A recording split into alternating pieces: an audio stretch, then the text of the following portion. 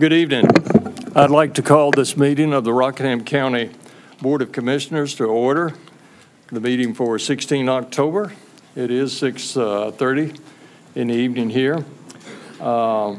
Tonight, our invocation is going to be provided by Pastor David Bishop from the First Baptist Church in Eden. And I'll be asking you to stand in a moment for the invocation and remain standing for the Pledge of Allegiance. And if I could, Commissioner Hall, I'd ask you to lead the Pledge of Allegiance. Is Leah Hammond? Yeah, she's here. Okay, disregard that. Leah, we're happy to see you, and Leah Harris will be leading our Pledge of Allegiance. So if you would rise at this time, and thank you, Pastor.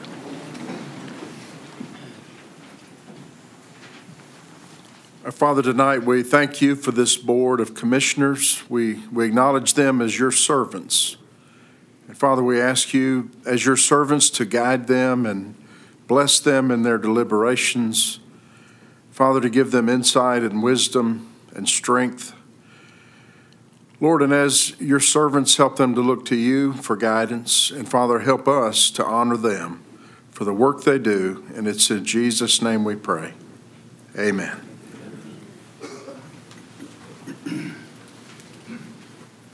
Come to the podium.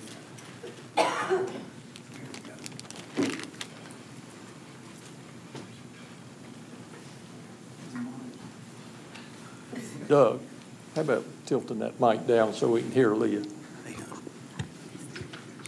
Okay, Leah. I pledge allegiance to the flag of the United States of America and to the republic for which it stands, one nation, under God, indivisible, for liberty and justice for all. Great job.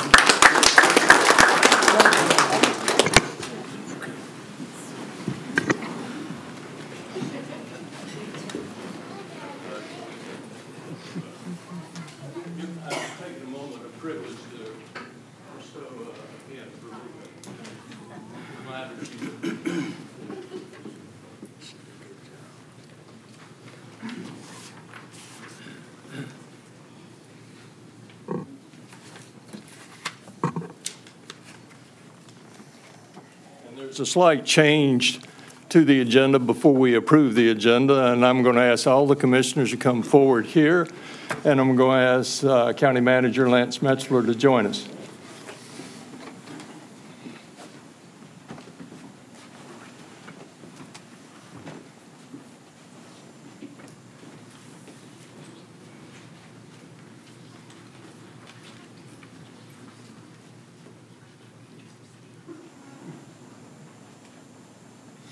Are you suspicious? Very suspicious. My wife and stepdaughter walking in. You always had that phenomenon? Well, in case you didn't remember, you went to Texas. I did. To represent our county at the annual conference in Austin of the ICMA. And that went from September 29th through October 4th.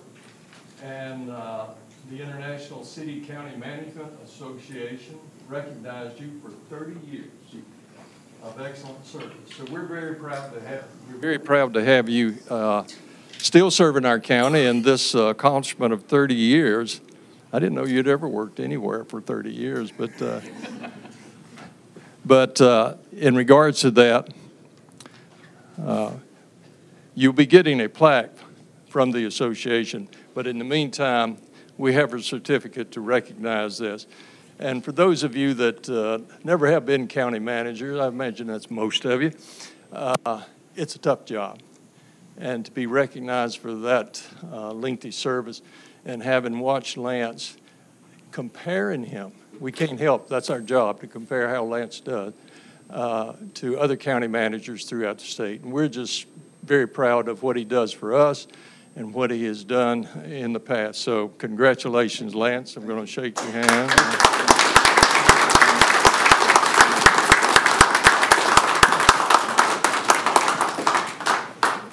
You get grin first, and then you can talk, but we're going to get a picture from our public affairs person.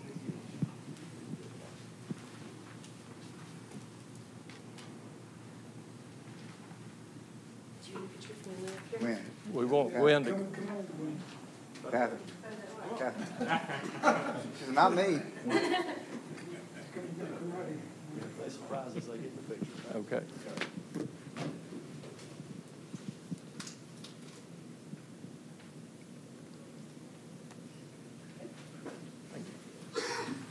Thank you very much. You're very welcome. Let me say a few words. I just want to say a few words. I really appreciate it. You can see by the gray hairs I've been in this business for a long time.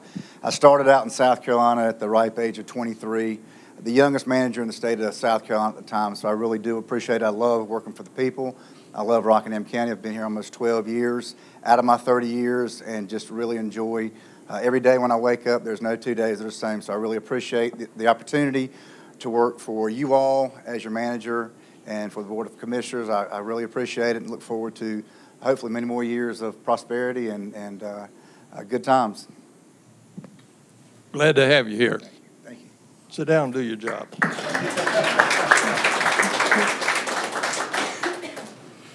Thank you, guys. Get Jennifer for that. Yeah.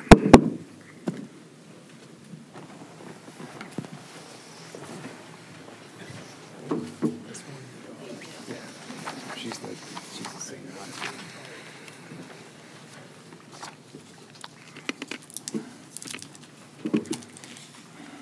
I guess they didn't expect to be impressed any further this evening, so. Gentlemen, you've had the agenda for almost 2 weeks now and a chance to review the same. At this time, I would accept a motion to approve or adjust the agenda as required. Motion to approve. Motion made. Second. Seconded. Further discussion here, none. All in favor indicate by the sound of aye. Aye. Aye. Those opposed by nay. Likewise, you've had the consent agenda. The consent agenda, for those of you that are not familiar, is generally uncontroversial sort of items. However, if you do wish to have a more detailed explanation of any of them, please contact Lance Metzler, our county manager, and he'll be glad to help you out on that. In the meantime, unless there are adjustments from the board, I would accept a motion to approve the consent agenda as presented. Make a motion. Motion made. Second. Second. Further discussion here, none. All in favor indicate by the sound of aye. Aye. Those opposed by nay. It's public comment time. We have two folks that have signed up for public comment. Jim Ford, is this right? Ford? Thank. Jim Fink. And Lance, if you do the honors of the procedures. Sure. The public comment period shall be for the purpose of allowing members of the public to present any matter pertaining to county business or items on the Board of Commissioners agenda. Remarks shall be addressed directly to the Board of Commissioners, not to the staff, the audience, or media. The chairperson shall open the public comment period. Any person who wishes to speak shall approach the podium and not speak from his or her seat. Each citizen shall be allotted 3 minutes. The citizen will be allowed to yield their time on a specific topic by utilizing one more attendee's time. This will allow no more than 6 minutes. The total amount of time allotted for the public comment period is 30 minutes. Your time will be displayed on the monitor in front of you. The time clock will start with 3 minutes unless yielded to 6 minutes. You will hear a beep at 1 minute to alert you to wrap up your comments. If you are to yield your time or time is yielded to you, then please let the chairman know in advance. Speakers appearing from the Board of Commissioners will not be allowed to campaign for public office, promote private business ventures, or use language of a personal nature which insults or demeans any person or which, when directed at a public official, is not related to his or her official duties. The Board of Commissioners may accept written comments in lieu of oral statements. Written statements can be delivered to the county manager's office. Mr. Chair. Thank you much. Jim Fink, if you'd approach the podium. Doug Isley, if you'd approach the podium.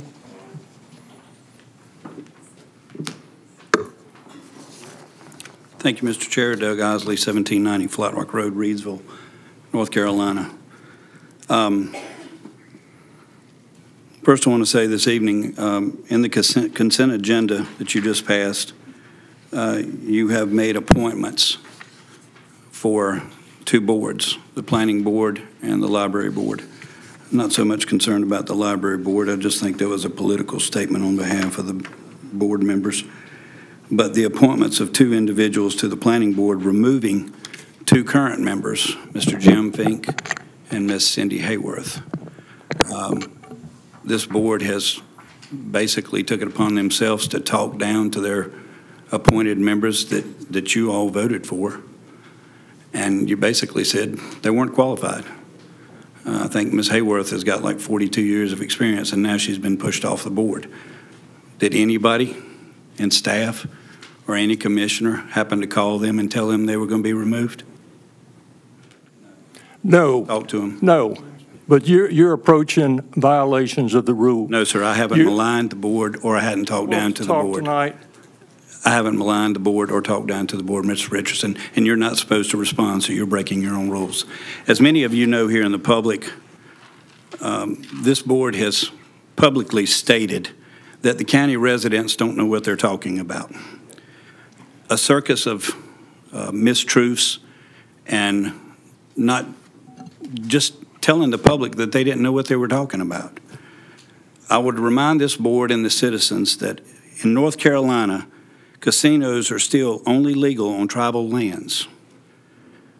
All of you knew that you had went on that trip to Maryland and you deceived the public. You led people to believe that you didn't know what was going on. You said that you were just voting to rezone property. Correct? That's not true. You all knew what was going on.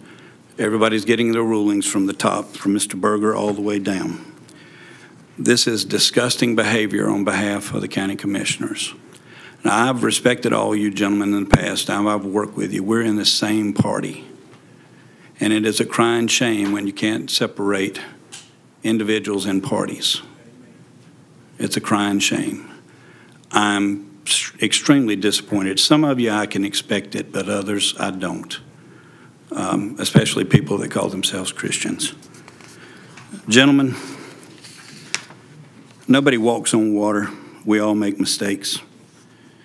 You gentlemen have used taxpayer dollars to fund this trip. You stated it, you didn't, but I have documentation here that shows you did. May I see it? Sure. This is copied, second paragraph right there.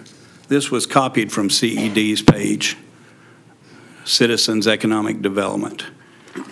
Rockingham County, the City of Eden, Madison, and Stoneville gives money to this group. It's called CED, Inc. It was formed in 1995. Garland. They pay dues to the organization? Pay dues to the organization. Well, I don't know if it's dues. Anyway. It's dues. Okay. Thank you, Mr. Metzler. I need to get it back so I can read off of it. It's strange to me that we have a very capable young lady, Lee Cochran, from Economic Development, that runs economic development and is supposed to promote good things here in Rockingham County, but we use CED to circumvent the system. I'm unsure why the board did that, because it gives the appearance of something not right. It took me almost 30 days to get a public records request from Mr. Albright.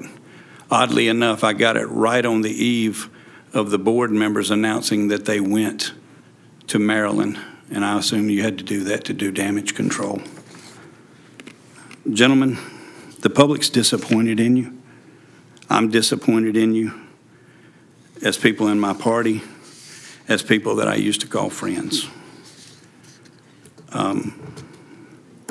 Personally, if you run for office in the future, I won't be voting for you, and I will do everything in my power to make sure that you don't get voted back in.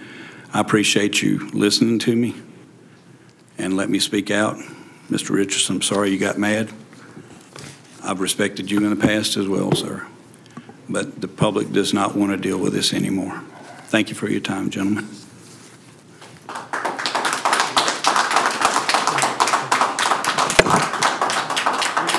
Respond to this, but there were some points of fact and just total errors and misconceptions that were made here. And there were incriminations and insults in violation of our policy that I heard. And so rather than the normal procedures where we would address this in commissioner comments, I'm going to ask my fellow commissioners and my staff if they have comment. I do. Mr. Powell. So in regards to the county spending money, that's an entirely falsehood. The county pays $1,000 as a membership due to the Citizens for Economic Development, and it's the same. Hey. Doug, would you please sit down? I don't care what you were doing. I asked you to sit down, please.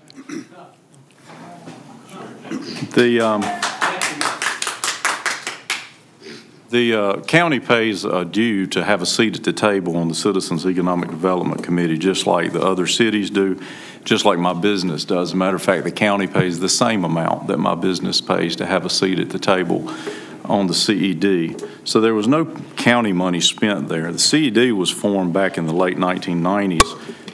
It was the Committee of 100 then, and they built spec buildings and different things to try to enhance economic development in the county. And that's what they do now today, even as they work closely with the county on economic development stuff. As far as the timing on the announcement about the trip to Maryland, that was because the state voted down or chose not to vote on the casino, and so therefore there was no economic development opportunity there, and we were able to finally talk about this. So your allegations, Mr. Isley, are false. You've been told that. You've gotten that information from the county attorney on numerous occasions in the last 2 or 3 months. So the fact that you're here tonight trying to stir the pot, so to speak, is unfortunate because we've done nothing wrong. Our trip was approved by the county manager, and we went simply to investigate this because the state was trying to put a casino in Rockingham County, or an entertainment district, let me say that. We wanted to see what the entertainment district was and what it consisted of. And so that's why we did that. As a good investigator, as the sheriff had said one time, we done that. Thank you, Mr. Chair. That concludes public comment and response, unless there's something more from the board or staff. Sir, I signed the sheet that I was given. Yeah, but you signed it under the. He's on the public hearing. On public hearing. Malcolm, come on up. That's the sheet I was given. I asked to sign up. Do you want to speak for the public hearing or the public comment? Comment. Oh, well. Let him speak. Come on up.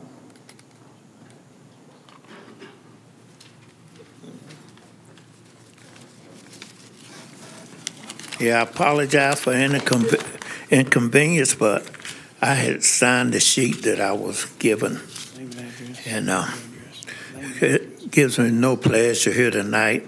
Malcolm, would you add your name and address, if you would, please? Okay, my name is Malcolm Allen, Highway 770, Eden, North Carolina. Okay? Yes, sir. All right. Like I said, gives me no pleasure being here again, but it is alarming the direction that our county government has headed in. Taking an exploratory trip is fine, but what's the secrecy? Let the people know that you are investigating and working on their behalf. And the citizen had no privy to this trip before or after until a leak. Now, my second issue is replacing members who not vote the wishes of the commissioners. The commissioners had odds with the planning board since their vote on the casino. And what is their solution? Remove them and replace them with yes people, as they themselves are. Finding committee replacements for the head of the Republican Party and the mate, while the state removed the rights and power of the state governor, our county continues stripping away our rights by not allowing us to vote on issues of importance and stripping any opposition to their agenda. I will continue shining a light on these dark actions so next November the voters can choose actions and freedom over words and dictatorship. You are quietly and secretly being stripped of your rights. Democracy works best with checks and balance. Thank you for your time.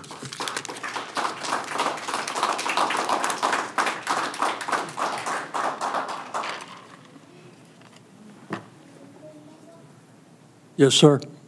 I signed the list. I must have signed the wrong list, but I intended to sign and speak. What's his name? Steve Mann.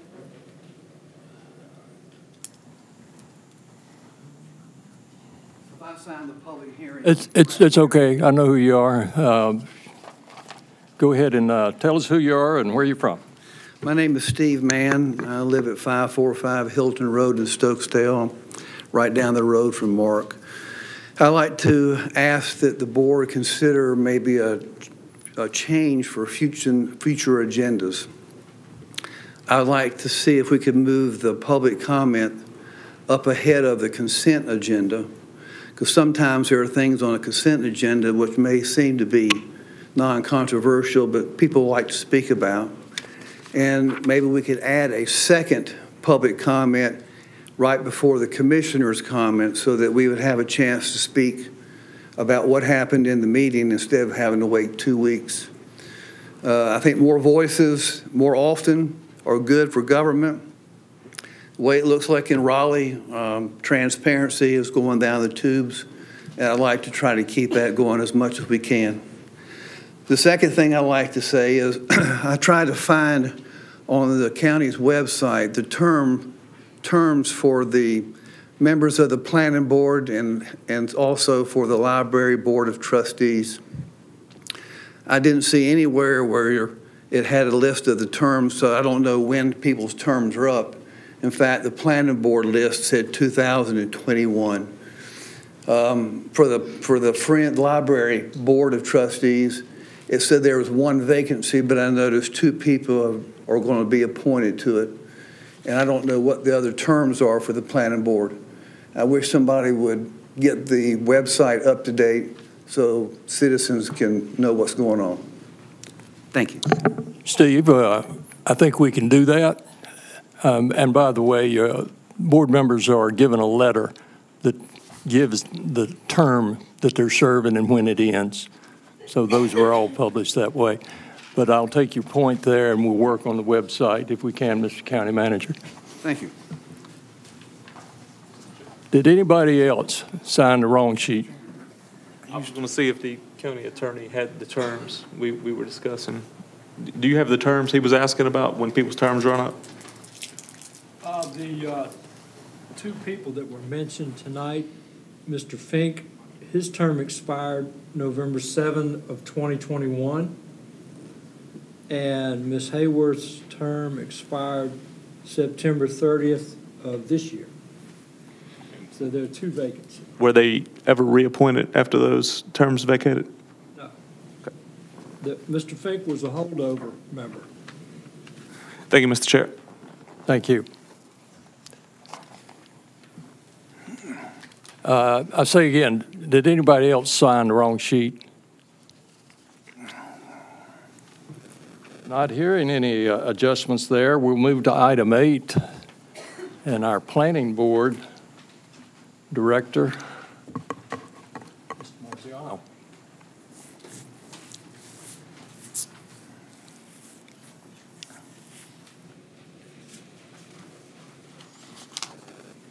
Good evening.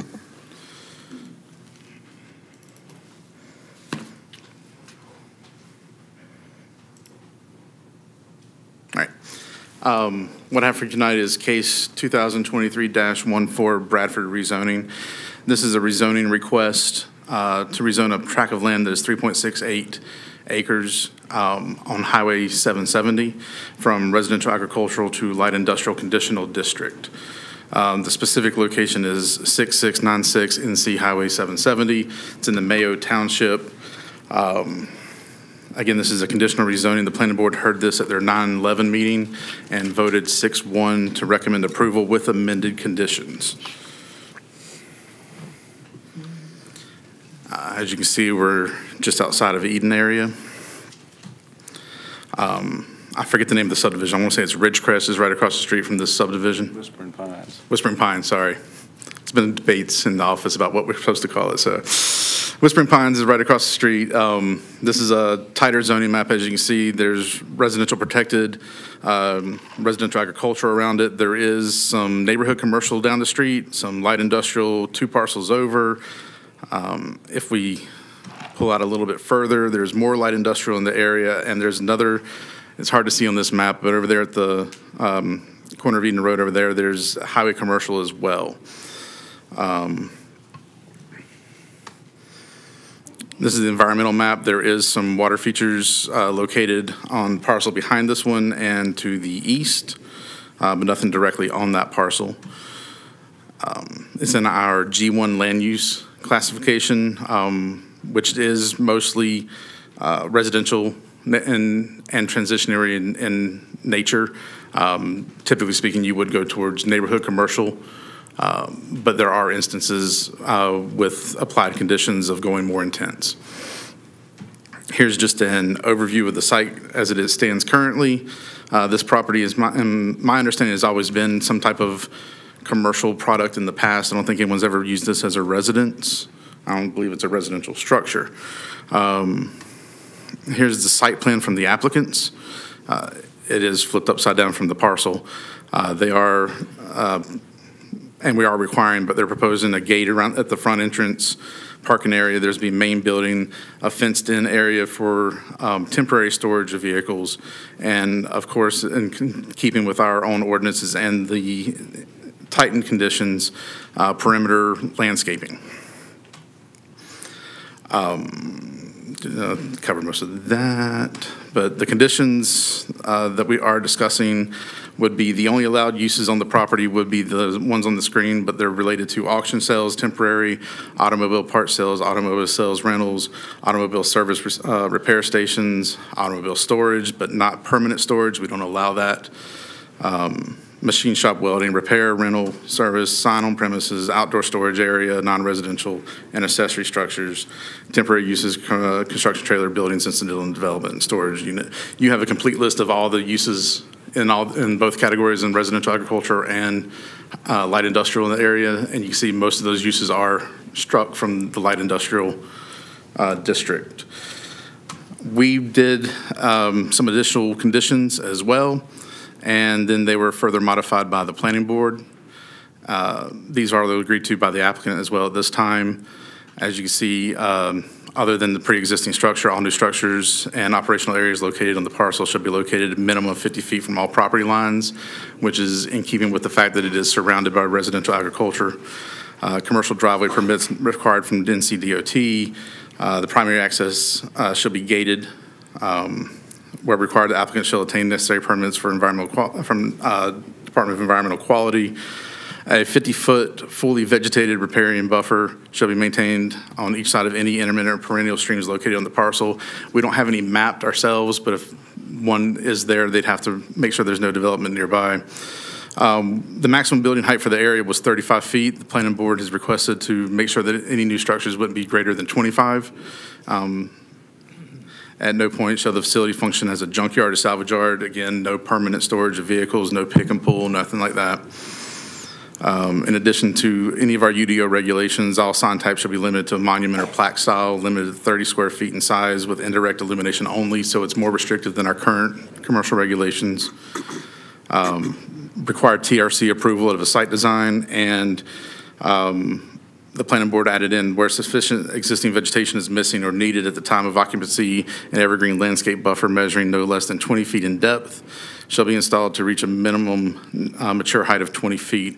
That is an increase from our current UDO, which only requires a 15-foot depth and not quite 20 feet in height. So there's some pretty hefty conditions to help try to maintain the residential and rural character of the area while still allowing some reasonable use of the parcel.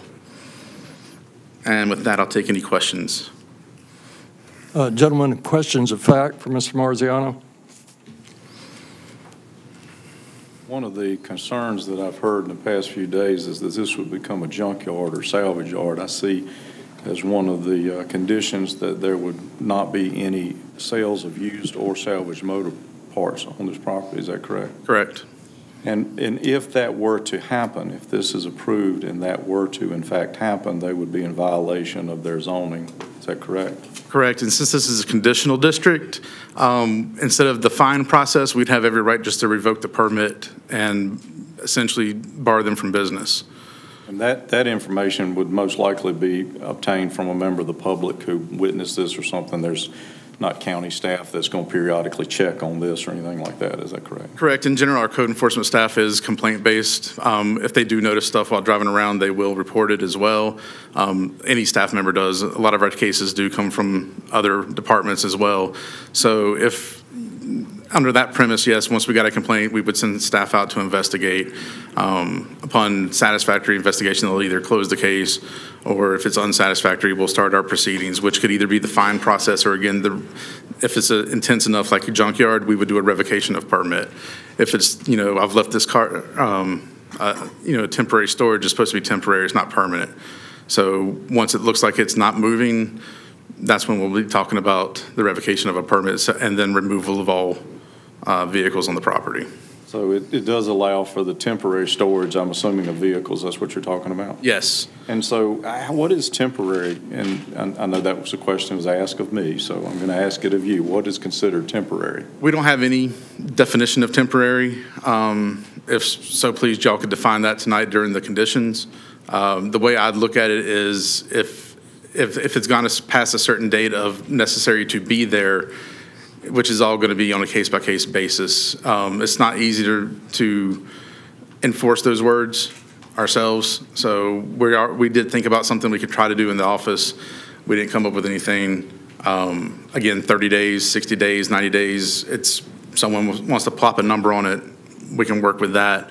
Or take it as a case-by-case basis on, yes, we've got documentation that this vehicle needs to stay here another 2 weeks because of impoundment or something like that, and take that for face value. I'm not a fan of that method, but without having that defined in the ordinance, which it's not, I can't give you a direct answer to what temporary is. So, but if you're talking about temporary salvage or, cars that are not operable or whatever, a lot of times that may depend on the speed at which the insurance company approves disposing of the vehicle. Is that correct? In my experience, yes. But again, y'all, like the planning board amended these conditions, y'all are welcome to amend them if so desired. But there again, if we amend those and put a time limit on them, so let's just say that it was 90 days, there again, it's going to be dependent on the public, most likely to notify the county of those violations, because there's no way that we can check on the cars that come in and go in and are sitting there and those kind of things. Is that correct? Right. We still have to open an investigation through code enforcement. Further questions of fact from the board? Hearing none, I now open the public hearing for case 2023-14, and I have a list of individuals, and it starts with David Brooks. You get 3 minutes. Do we need to read the public hearing rules? David, did you hear the public hearing rules, and do you have any questions about them? I did hear the public hearing rules, and I have no questions. Okay. Are you and Janet going to speak separately? Yes, sir. Okay. Carry on, please. So, my name is David Brooks. I live at 110 Ridgecrest Drive, Stoneville, North Carolina. I attended both the zoning planning board meetings on this parcel, and listening to the presentation, nothing really changed in the request before the zoning planning board, except for the word salvage was removed. In January 22, the board disapproved the request, and then, of course, as you know, in September of this year, it was approved. It was packaged and presented a little bit better, and of course, the requester spoke in his behalf this time. The zoning board pointed out that there are several light industrial properties in the area, but none are currently active, with one exception. And also none are located adjacent to housing in the area. The exception is on the Eden Road where Thompson's Welding has their shop, but they mostly work out of town, and it's in the Thompson's backyard is where this is located. So, you know, as I read up about zoning, the intent for zoning is to provide for the common good. And this rezone request is merely to relocate an existing business into a residential agricultural zoned area. So we, the residents, believe the area is zoned properly, and both we and the county will not benefit from a rezoning. While one property value may appreciate, a bunch of others will be negatively impacted by this. The noise is an issue because North Carolina 770 has little traffic late at night, so it's not a busy road during those times. However, diesel engines, backup alarms, and noise from wrecker operations late night or early morning are noisy and would be part of this operation. In the last zoning meeting, Mr. Bradford stated the body shop has a Monday through Friday 9 to 5 hours, but his wrecker service is a 24/7 operation. The zoning board spoke at length about trees and shielding, but we got to it takes time for trees to grow. We're going to look at this place for a long time. We still have concerns over the auto salvage wrecker business from an environmental standpoint, but we don't understand why the zoning board moved to approve this change. It would harm the values of most of the neighbors' property in the interest of one individual. So I ask the commissioners to consider the harm to the dozens of neighbors, the property values, if they approve this change, allowing this business to relocate adjacent to all these homes. We've seen Google search will show if you live next to a salvage yard, your property value is decreased from anywhere from 10 to 20%. Makes it more difficult to sell, and an appraiser looking at your house doesn't know how long those cars have been there. He might see 20 or 30 cars in the fence. You live next to a junkyard. So we've talked to our neighbors. We've got over 30 signatures on a petition that are against this rezoning, and I guess that's my time. So thank you very much. Thank you. We appreciate it, Mr. Brooks. Mrs. Brooks.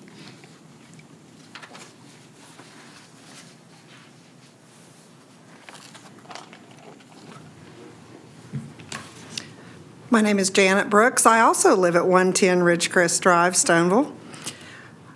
So as David said, we do have a list of signatures. There's over 30 signatures of residents in Whispering Pines that are against this, and I did provide that to Mr. Richardson if any of you wanted to look at that. So some of my reasons for concern certainly would be the noise factor. And as he said, Mr. Bradford said 9 to 5, but if you have a 24-hour towing business, that's not 9 to 5. If you get a call at midnight, you have to go get that car. We live right across from 770, off of 770, right across from this parcel. We're going to hear it. We're going to hear all the noise that goes with that, the backup alarm. Industry standard for a backup alarm is about 107 decibels, anywhere from 107 to 112. That's loud. We're going to hear it. We're going to hear all the noise that accompanies that whenever you have a car towed, all the banging and all the doors slamming. We'll hear that. The hours of operation, you know, not only the towing service, but if they're running behind on a car, there's nothing that says they can't be there Saturday morning at 6 o'clock trying to get that car out, or late at night. There's just no way that you can police that, or anyone can police that. Traffic and safety. There's one way in and one way out of Whispering Pines, and it's right across from this. 770 during the day is busy, and that's going to be an issue. Sometimes we sit at that intersection and we wait for a little while for us to turn left. It's going to be busy there, busier, and that's going to be an issue as well. I know that we've talked about the whole salvage issue, and that kind of brings to the point temporary versus permanent. Doesn't seem to be a definition of what's temporary. You know, is that 30 days? Is it 60 days? Is it 90 days? Who's going to keep track of that? I mean, I think he said himself that there's no one that will police that. So that's an issue. Pests, rodents, animals, they'll get in these cars that are sitting there for any amount of time. That's going to be an issue. Environmental concerns, all the paint, the spray, all of that, that's a concern as well. Just the eyesore. We'll look directly onto it. Even if the trees do grow to 20 feet, we'll still look down on it from where our house is. But it's going to take a long time for those trees to grow, and we'll have to deal with that. Property value, yes, that's going to be an issue as well, because if you're a house that is close to this type of business, your property value is going to decrease. So, you are elected officials. You have to look after our best interest. This is not in our best interest. We are a neighborhood of over 40 homes. So please, I'm asking you to consider this. Thank you. Thank you for your comments, Ms. Brooks. Susan Walters. And I have a note that Ms. Angela Boggs yielding her time to you. Hi, my name is Susan Walters, and I live at... 6 minutes, please, Mr. Pardon me? Okay. My name is Susan Walters, and I live at 150 Ridgecrest Drive, which is in Whispering Pines. And this has been a big concern for our family and our neighborhood. I have grandchildren that live in this residential area, as many people do. I'm coming at this in a different way. Pollutants. There's a pond on that property, there's 2 creeks, and people have wells on the side of the property of 6696. And the solvents that go into the ground are like degreasers, cleaning fluids, thinners, oils, brake fluid, transmission fluid, antifreeze, batteries, part water sludge, tires, aerosol cans, scrap metal. And we all know these are pollutants and contaminants. It's a breeding ground, these vehicles, for mosquitoes, snakes, rodents, which we can somehow see coming our way. We were curious about if Mr. Bradford is going to put an oil separator in the ground to catch the contaminants from these wrecked vehicles, because once they hit the soil is contaminated. Animal life is affected, water is affected, humans are affected. I mean, it's a lot. And his business is going to be no different than anybody else's. It could end up being a salvage yard. That's what we think. But there's something called black smoke. It comes from tires. And they put off asbestos, aldehydes, acid gases, sulfur dioxide, benzene, nitrogen oxides, hydrocarbons, PAHs. So that's a lot we have to think about. Also, the cars that are contaminated from bodily fluids. Do you ever think about that? Some of these cars have been wrecked, people have been killed in. There's blood, there's body fluids. That in itself grows mold, and mold becomes airborne. And it can go across the street to us. It can go across to the neighbors on that particular side of the road. I mean, these are dirty little things that do happen, but it happens. The part washers that are used, these part washers use soap and water, and many times, eventually, the soap and water become too dirty to use. The water is then evaporated off, leaving sludge behind. That's, you know, do you have containment? Is he going to have containment compartments for all these things? These are just things, if it was your neighborhood, you'd be worried and asking, you know, I don't want this near my family. And are you going to take care of this stuff? Because the oil separator can start at $20,000 up to $100,000 for 3 to 4 acres of land. You know, what is he going to do with the oil filters and batteries? Here's the thing about batteries. They're mercury, and they're environmentally cause serious problems to human health in the environment. They're toxic. They cause cancer. This stuff gets into the soil. It could get into the water. We just don't know to what limits this could be. And no offense, but I've seen this gentleman's 2 areas that he owns, and it looks like a salvage yard, one of them. It doesn't look like it's just for working cars. and getting them, put back together and so forth. We're just really concerned about the noise and the traffic. 770 is a busy highway. We have state patrolmen there all the time. We're having trouble with motorcycles running about 140 on that road. We have EMS vehicles. We have fire trucks on that road, and we have had multiple accidents. Just somebody turning in, getting hit from behind, wrecks on the bridge there, and you're talking right in the area where this tow truck's going to be bringing cars and other vehicles in. And it's going to be really, really dangerous. The driveways, it's not very, we have one way in and one way out at our residence at Whispering Pines.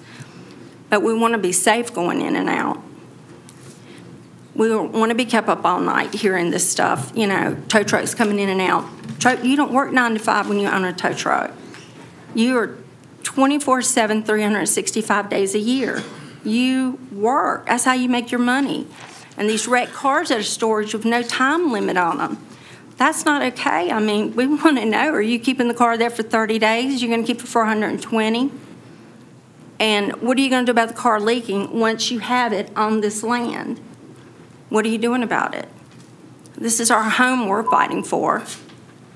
And I would just like you to ask to take into consideration the pollutants and contaminants and the traffic, and just think about the people who have lived there for so long who enjoy our peace. There's other land, other places. And I would have bought it if I'd have known it was for sale, but honestly, I never saw a for sale sign on that property. Never. And I didn't know about it until the first meeting. But I thank you for taking us into consideration and hearing us tonight. I think that's it. Okay, thank you, Mrs. Thank you. Walters. Mr. Harvey Walters. Excuse me, I yield to Steve Baker. My time. You may. Mr. Baker.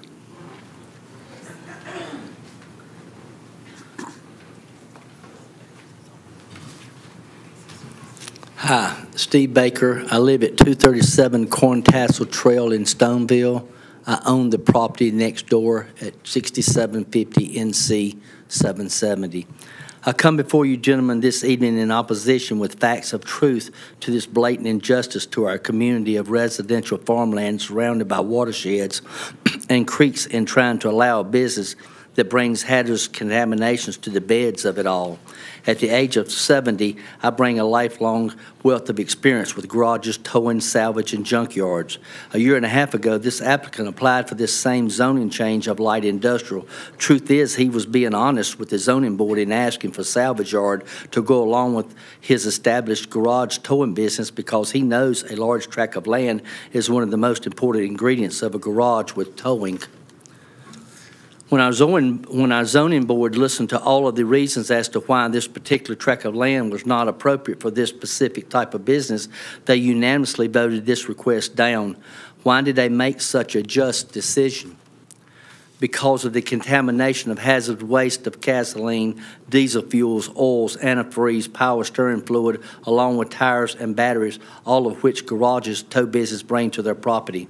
And because there is a residential neighborhood of 47 homes and now an opening on Brookwood Lane inside this neighborhood for even more homes to be built, all of which the only entrance and exits for these residents directly across the street from this proposed zoning of 6696 NC 770.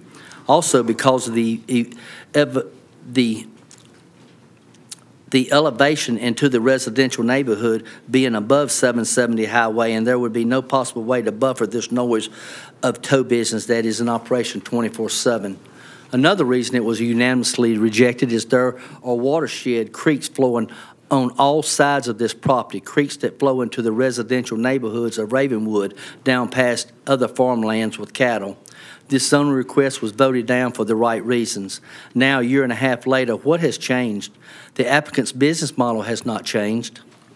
What has changed is the words salvage yard and junkyard have been removed from his request.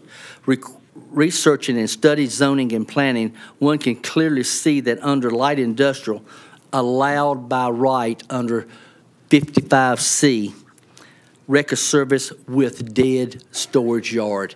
He is allowed to have a storage yard. And under 82, storage yard, and under 82D, buyback center for recyclables. This gentleman is a salvage yard. Our zoning board would have you believe placing conditions of leylands and private fences would buffer this injustice. Leylands and fences are only for hiding what's going on behind them. There are many different types of oil separation systems, from placing 55 drums to pour waste contaminants into to $40,000 systems. I'd say 55-gallon barrels will be used. We are told we will place restrictions under our UDO. When researching UDO, you find watershed protection program to protect drinking water sources from risk of pollution listed 5 times. There are still homes directly connected to this property with only source of water or wells. Buffers are also listed and required so that no neighbors can see nor hear the constant noise. Towing business record service of 24/7. There are no possible way neighbors can have protection from this property with the buffers mentioned. UDOs are complaint driven. We, the neighbors, are your UDO. Who wishes to be your complainant and live in constant battles going to courts? One can ride through the cities of Eden, Reidsville, Stoneville, Madison, Mandan, and see each and every garage and towing business are busting at the seams with salvage and junk. The most of these don't have 3.6 acres to fill up. I've spoken to several of my friends that own and operate towing, and each of them have shared when they pick up a wreck on the highways, most of the time these wrecks have spilled their hazard waste onto the beds of their rollbacks. I asked, where does this waste end up?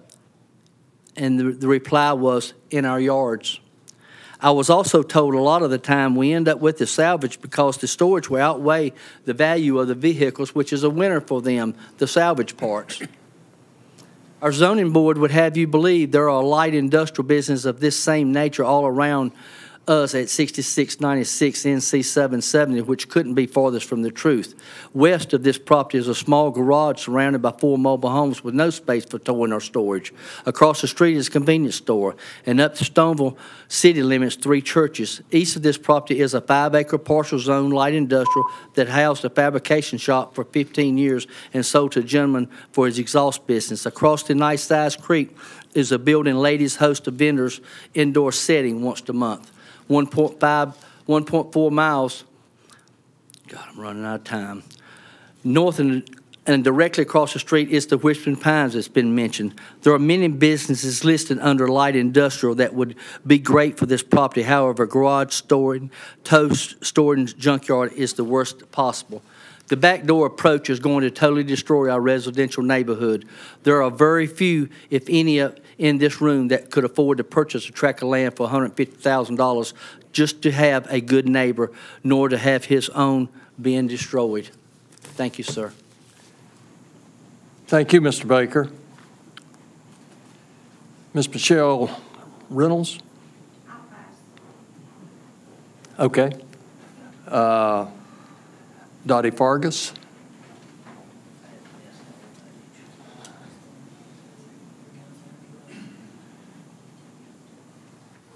Hello, I am Dottie Fargus. I live at 122 Ridgecrest Drive, which is right beside them. If an area sees negative changes, negative impacts, home values are going to plummet. Changes in zoning laws,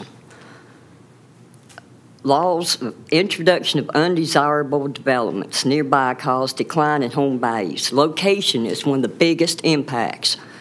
Okay, you have your schools, views, and noise. And the RA district carries forth the principles associated with the preservation and conservation of royal lands throughout the county, where low density is desirable in order to protect sensitive areas, agricultural areas, and view sheds. These areas are non-target growth areas by ensuring that undesirable land use will not exist into a residential character area. Light industrial is supposed to be of a non-nuisance character, and is inconsistent with the surrounding uses of residential. There is not a transitional zone so as not to unravel the very fabric of a stable neighborhood. It is not reasonable because of the space of the lot, the 3.6 acres of light industrial that's permanent. I mean, this would be permanent. Something else could come in later. It is not a public necessity. It's not going to hire a lot of people. I think I got my pages mixed up. But it is not a public necessity to justify the change. Several record towing companies and stuff are in Rockingham County. We have, it's not going to employ hundreds of people. It's going to mess up the environment, the creek, the consequences of that, traffic, wrecks, noise, metal scraping, chains, vibrations, sound travels hilltop to hilltop. The home values for the neighborhood Whispering Pines, with the only entrance and exit directly across from the 3.6 acres. Views will be seen of wrecked cars, especially because of the large area for storage. It looked like quite a bit to me out of the 3 acres. And there's, like Sunday, there was 86 vehicles from midnight till 12 o'clock noon on Sunday. Was 86 vehicles that come up and down Ridgecrest Drive. That's just how, you know, we have a bit of traffic there too. And the trees and fence is not going to be enough to screen a large area of storage of wrecked cars. At night, the lights are going to kind of eliminate it and show the view more. And I just, this change to our neighborhood would be a negative. What benefits would it bring? Please be considerate of our neighborhood and Whispering Pines, which I feel would be really impacted by this change. There's a view. There's our mailbox right here. And there's, if he clears this and puts storage of wrecked cars, we're going to be able to see that on top of the hill. And I also have a view from our kitchen window. We can see right there. Ms. Vargas, your time is up. I'm sorry. That's okay. I haven't seen that from your window. You can't see over there. I'm not just Oh, no, the county manager is going to pass them around so we can see them. All right. I haven't seen them from your window, but I've seen them from your driveway.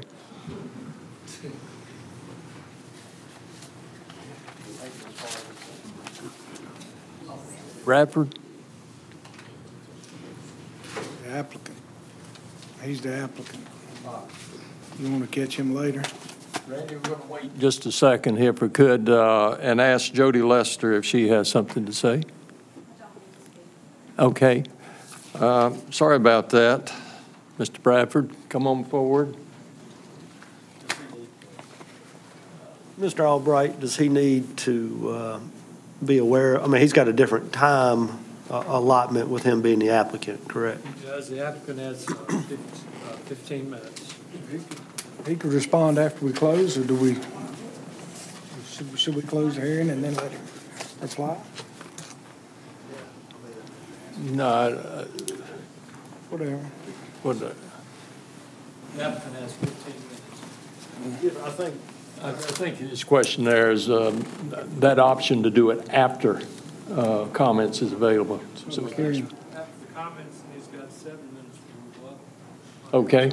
You're on. Okay.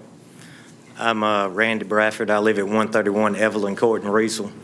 I'm not trying to start a junkyard. I mean, I just want to have a business, you know, a garage, towing, stuff like that. And it's not, I have oil dry, I have filtration systems, I have everything. I'm not trying to, the businesses I have now is not junk cars everywhere. I have a system that is through the DMV. I don't keep these cars long. They go to the salvage yard. I don't keep them. I don't sell parts off of them. I don't do anything like that. You know, it's you can't even see where the cars behind the building. You can't even see behind the building from anywhere. And I know a lot of these people, they say, you know, that, you know, they don't want a garage or whatever across the street from where they live. But they've been looking at an abandoned building that's been run down for 25 years. I'm trying to do something with the building. And with the stipulations, with the, you know, with the trees, Leland Cypress and everything. It's no way that they could even see over there. I mean, it would make the neighborhood even look better. I've even had the next driveway down from that property. The realtor tried to sell me that property. It's already zoned for everything I need it for. All I have to do is pay the money. I mean, I could do everything there, but I don't want that property because of the money. It's just about right across from where they live. I could buy it right now, but I choose not to. I want this property because it's in my budget. And, you know, I don't understand, you know, why they complain about it, because it's not going to be a bad, I'm not a junkie person. It's going to be a nice business, and, you know, I just don't see the bad part about it. You know, it's not going to be oil everywhere. It's not going to be cars everywhere. It's going to be a nice place, nice parking lot. I mean, they might even have a wreck somewhere and might need me. I don't know. You know, depends. You know, the car might break down coming down the hill. I mean, you know, roll into my driveway, I could help them, you know. But, you know, that's what I'm trying to do, is I'm trying to, you know, make something of the place. That's all I know. I mean, you know, if it's zoned for what I need it to, it's not going to be a junkyard. It's not going to be a salvage yard. It's going to be a garage. It's going to be run the way that I want it to be run, and I'm not a junkie person. So, you know, with all the stipulations, that it's no way it would be even nicer than what they have now. But if it's not approved, they could continue coming down the hill looking at the building run down, if that's what they want to do. But I've noticed before they said something about, you know, they don't want a junkyard. Well, they don't want a junkyard. They don't want a garage or anything. But some of them in the last meeting, they were saying when it was a nightclub, they said, well, you know, we didn't really mind the noise at the nightclub. You know, we heard them out there fighting and everything at the nightclub, but they didn't have a problem with that. But it seems like they have a problem with me. You know, I don't even have a backup beeper on any of my trucks or anything, and it's only me. You know, I mean, it's not a whole lot of times that I do have tows in the middle of the night, but, you know, it does happen. But it's not going to wake everybody up, you know. I mean, that's about all I got to say about it.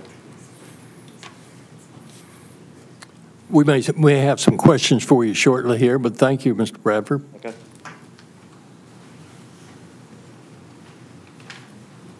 That concludes comments.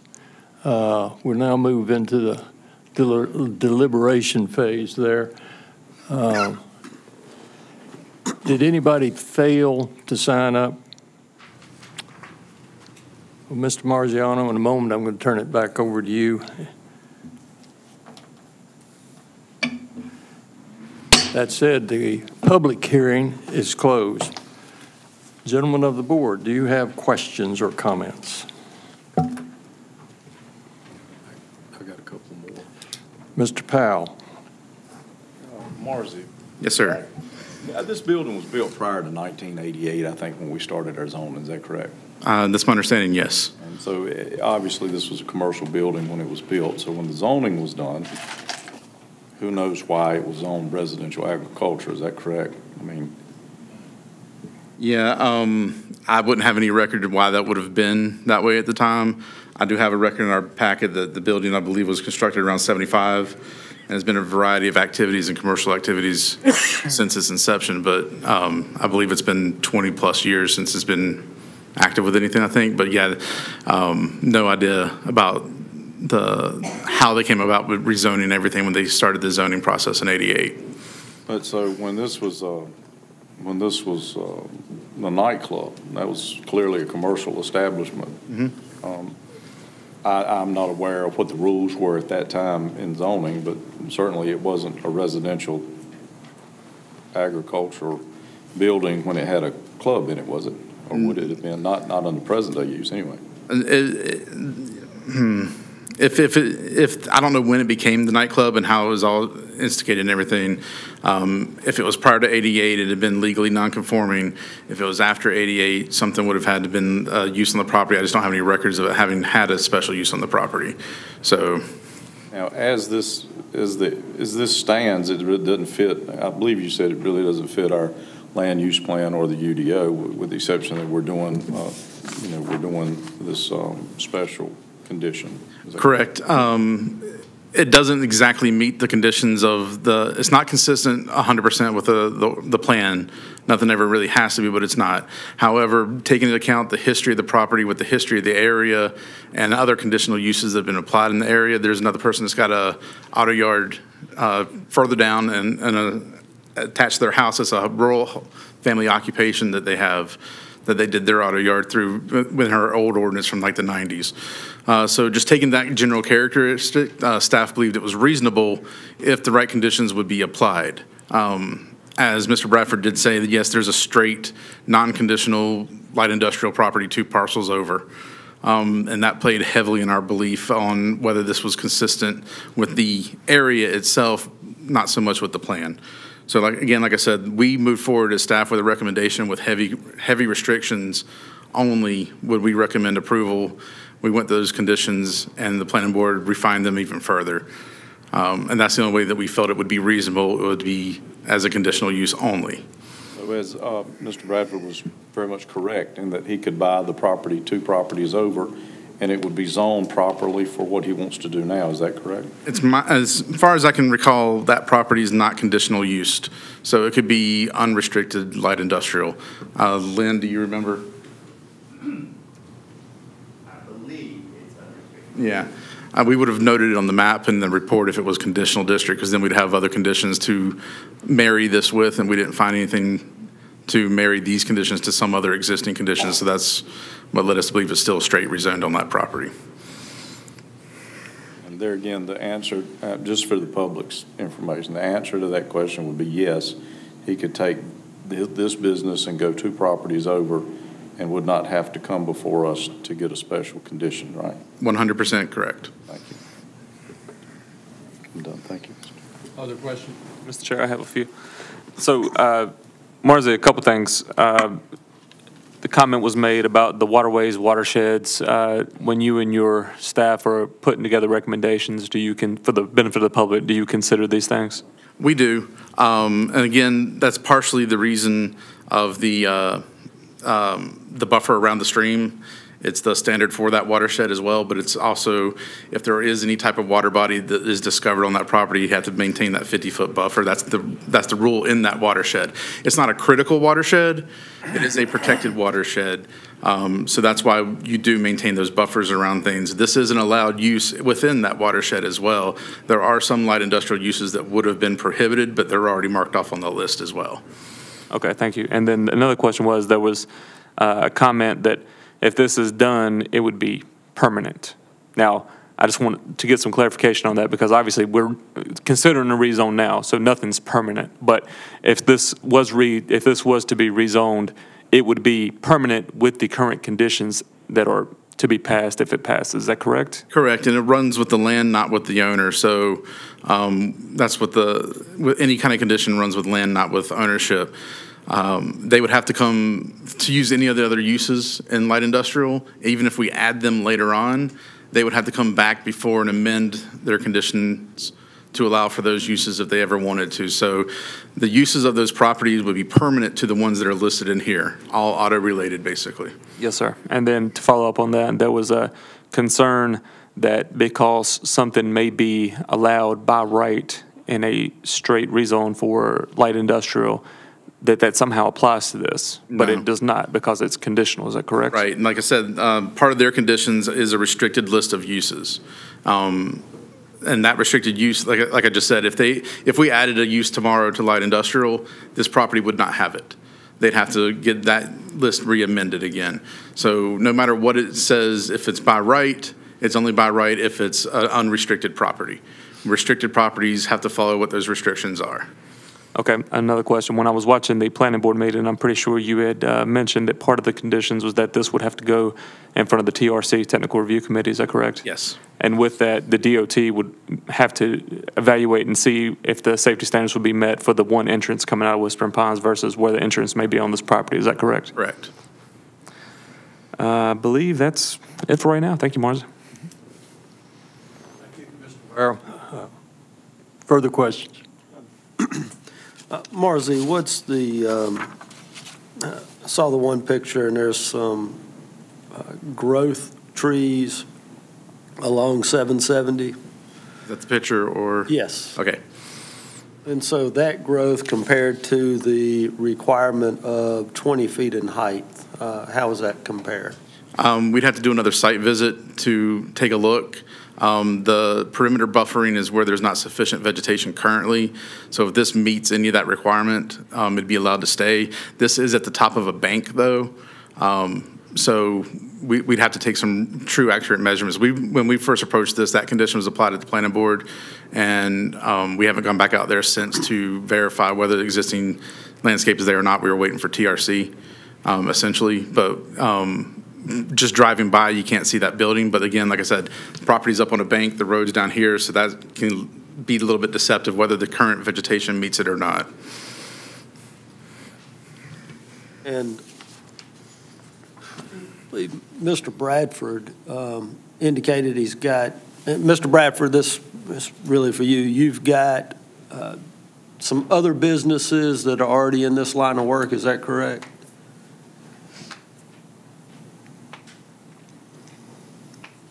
Well, I have a car lot too, so it's all automobile related. Okay. So, so right now you're not on the State Highway Patrol rotation? I am. You are? Okay. And I believe they do inspections on property lots? They do inspections on all my property, my trucks, my everything. Everything's got to be up to date. And I do, well, right now I'm on 5 rotations, and, you know, Madison Meta and Stoneville, Highway Patrol, Sheriff Department, and I meet everything, all their requirements and everything. Everything's fine. Where do you take those vehicles at this point in time? I have a lot that I'm leasing beside the airport drive-in on Ayersville Road right now. It's 914. And so the lot is only probably a 50 by 30, and you could only fit like 8 cars in. So that's about the cars I have. They don't stay in there much because I can't get any more cars in. And normally the insurance company moves pretty fast. Within a week, the cars is gone. You might have some cars that sit there for maybe before I could get all my paperwork done. If it's abandoned, would be 3 months. And that's it. Then it's gone too.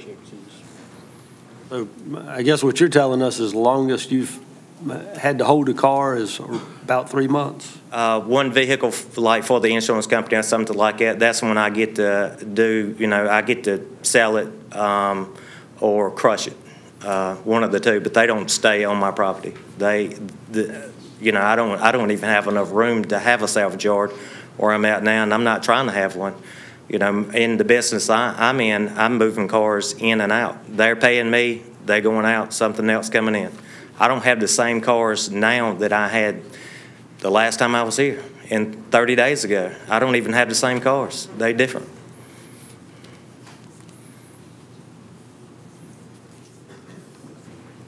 Okay. I don't have any other questions. So you're on the rotation for the law enforcement. So Right. sometimes I would suspect that you have to hold those cars maybe for evidence purposes, or do you pull those to the Sheriff's Department lot? Or It depends on if they want them to their lot or not. If they don't, they'll go to my lot, and then they'll do an investigation at my lot. But normally within a week, they gone. You know, it's they don't stick around too long. And even if it's got one that don't have, nobody even knows who the vehicle is, within 30 days, I could tell you who owns that car. let me ask you another question. You know, the time, you know, obviously you've heard, because you've addressed the fact that the neighbors think this will turn into a salvage yard. The time, if there was a time limit put on the vehicles that sit there, 90 days, would that be appropriate? 90 days normally would be the most, unless it is an investigation. It might spill over to maybe a little bit longer, but it's nothing more than 4 months at the max at a vehicle, being sitting there. So if it were 90 days but excluded law enforcement investigations or evidence, because I realize they could have to sit there, depending on the district attorney, for more than 90 days, would that be something that you could live with based on what you're going to do? Mm-hmm. Yeah. Okay, thank you. Yep. Other questions? Mr. Chair. Mr. Robert. I have a question. Okay. You don't have to give exact numbers, but basically, how much do you anticipate that you're going to need to put into this property in order to get your business where you need it? To get it up and running the way that I want it. With the conditions and everything? Probably 60,000 maybe, if that. Would you be willing to risk the business that you're trying to build by violating the conditions if this was to be rezoned? Yeah. What's the question again? People are concerned you're going to break the rules. Exactly. I'm not trying to. Because Marzi has stated that, they could just close your business down if you violate your conditions. Yeah, I understand that. So I understand that, that they think once I get in and everything's zoned, it's going to turn into a junkyard. But it's not going to be like it. See, they don't know who I am, and I'm not trying to start a junkyard. That's not what I want. If I wanted to start a junkyard, I'd go buy 50 acres in the middle of nowhere. If that's what I wanted to do, but that's not what I want to do. I work on people's vehicles. I've been doing this my whole entire life. I started this I started my business 7 years ago, and that's not I'm not in the junk business. I'm in the servicing vehicles and fixing vehicles and doing some towing and stuff like that. That's all I'm into. But you do understand if you were to violate terms, Exactly. it would shut your business down? Yes. Okay. Thank you, Mr. Bradford. Thank you, Mr. Chair. Well, I've got one for you. At your other businesses, is DENR or EPA or anybody ever checked you out for spillage and leakage and soil contamination? I ain't had any problems with it. No complaints. Ain't nobody had no complaints. Ain't nobody ever said anything about it. The business that I have where I work on my vehicles has been there since the 70s, and nobody's ever came. Nobody's ever said anything. We've never had any problems. Okay. See, part of our concern is that nobody says, until somebody says something, you can do pretty much what you want. However, my experience, having been involved in operations like this, is we got to see people from DENR and EPA and so forth on a regular basis.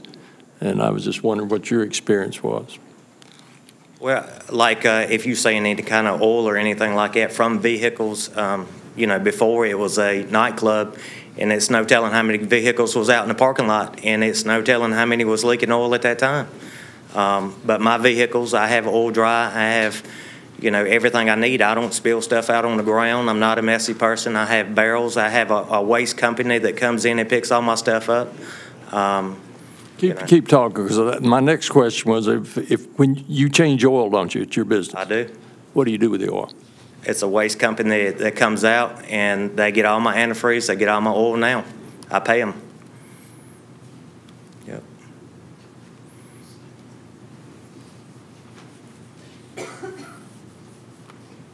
No questions? Thank you. We appreciate it, Mr. Bradford.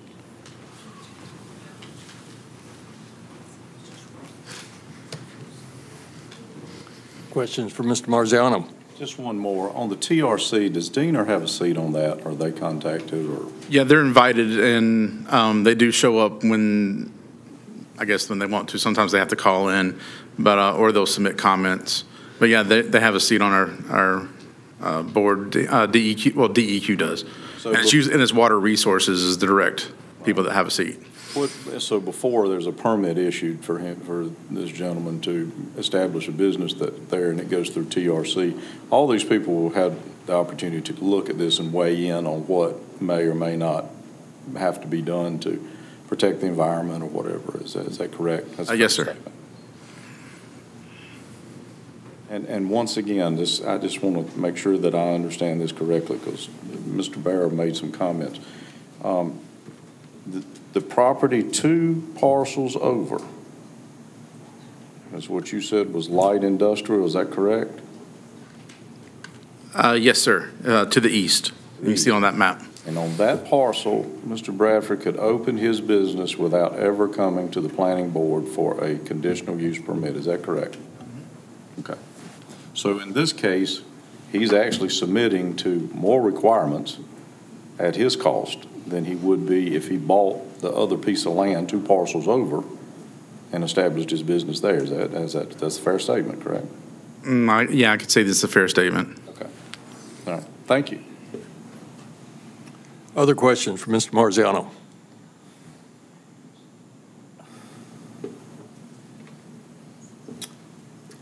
If there are no further questions, I would accept a motion to approve or deny the zoning change request.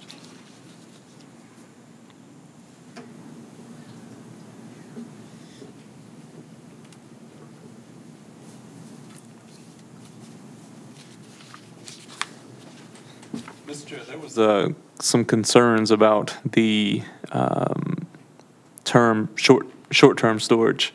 I think that there may be a wish to define what short-term storage is for a condition prior to approval. Well, Counselor, you can check me on this, but I believe it would be appropriate if you wanted to designate a time limit for storage to include that in your motion. It would be, you could add a condition to that effect, yes. Is there any discussion about an appropriate short-term time frame? Well, I'd ask about 90 days, but I think there needs to be the caveat that it does not apply to vehicles towed for law enforcement, because if they're kept for evidence, that could go longer than 90 days. He would have no control over that whatsoever. And Mr. Bradford, I'm going to ask you to come forward again, if you would, just so we can record it.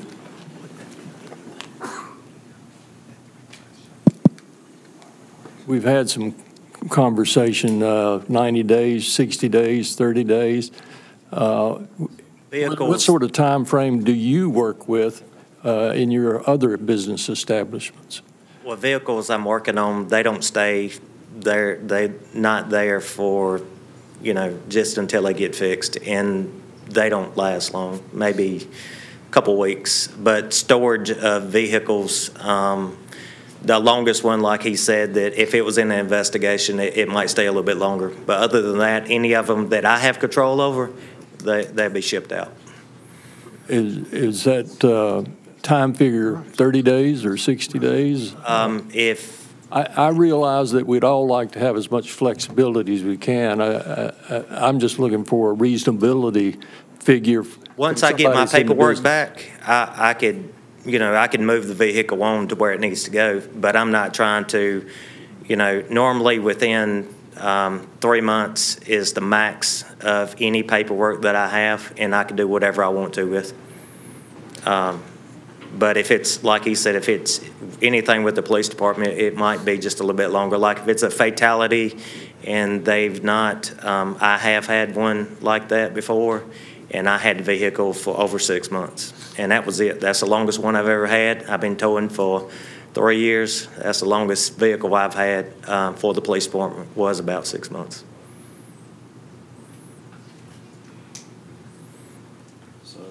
Mr. Chair, I believe I'd make a motion that we approve this with the added condition that the vehicles not be allowed to stay over 90 days with the exception of law enforcement, vehicles towed pursuant to an investigation.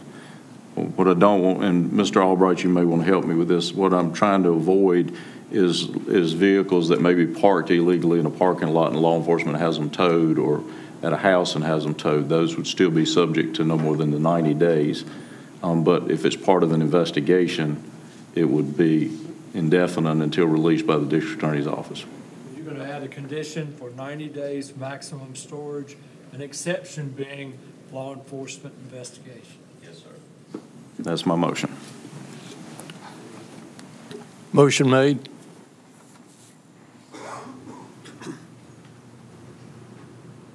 I'll second that motion. Motion has been seconded. Further discussion?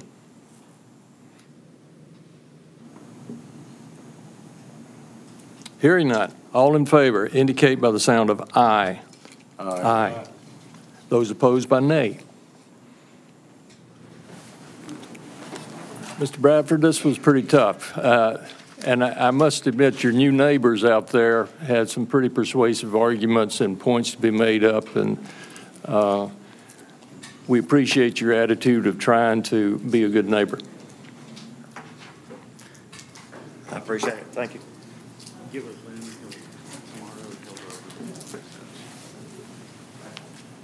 Thanks, y'all. Thank you, Martin. Yeah. We're happy to welcome North Carolina House Representative Reese Pirtle. Reese, you can, at the end of your presentation, answer all those questions I've been asked and was unable to answer. Thank you, Mr. Chairman. First, I'd like to thank you for the invitation to come before you tonight. But before I get to my presentation, I want to congratulate Lance again. Well deserved. My time on the board here, I always found him to be a huge asset, not just to me, but the entire county, and you serve the people of Rockingham County well. So congratulations, a very deserving recognition. Mr. Chairman, I'm here to talk to you a little bit about the state budget. We got one passed. It's a biennial budget, roughly about $30 billion a year. There's some highlights to the budget that I just want to touch on briefly before I get into the weeds as far as what's coming back to Rockingham County, what we've captured to bring back to our citizens. But first, our budget of $30 billion, within that budget is tax cuts to families of North Carolina to the tune of about $1.2 billion. It expands universal school choice. Our budget has about $2 billion worth of water and sewer upgrades. We're increasing the teacher pay to average teacher pay to slightly over $60,000. It funds voter ID implementation. It bans COVID-19 vaccine mandates. It gives our state retirees a 4% COLA bonus. It extends the firefighter protection, cancer protection program. It directs a 9% raise to our bus drivers, over $620 million towards mental health care, I'm sorry. We've given the Highway Patrol a significant pay increase to the tune of about $3 billion, or equates out to about 11%. We have $29 million to provide services and housing for our homeless veterans and victims of domestic violence. So there's a lot of good things, and that's just a snapshot of just a few of the good things in our budget. You know, our budget with $30 billion, that's a lot of money, but one of the things we also did with that budget is we put in an additional $125 million into our savings reserves, and we've got scheduled another $125 million to go into the savings reserves next year, which will get us up to about $4.9 billion in our rainy day fund. And that's something that we're very proud of.